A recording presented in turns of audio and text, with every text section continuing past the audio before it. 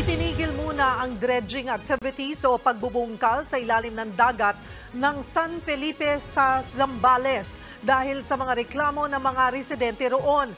Giit naman ng gobernador, legal ang operasyon. Nasa frontline ng balitang yan, si Camille Samonte. Ganito karami ang Chinese dredging vessel sa San Felipe, Zambales noong nakaraang Biyernes.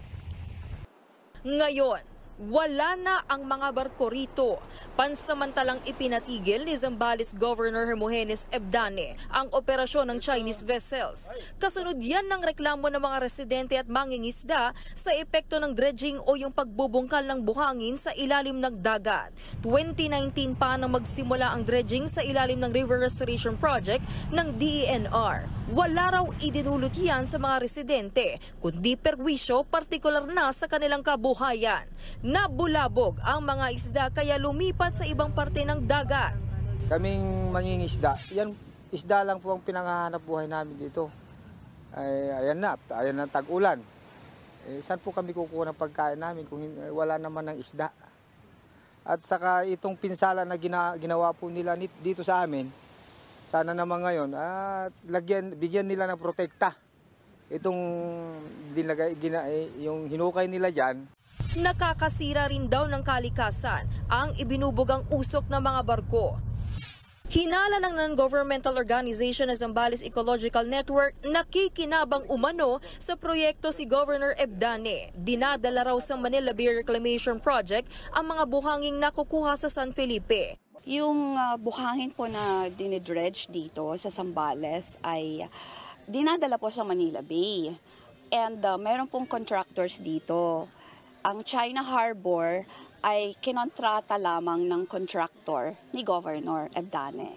So ang tingin po namin, everything is orchestrated by Governor Ebdane.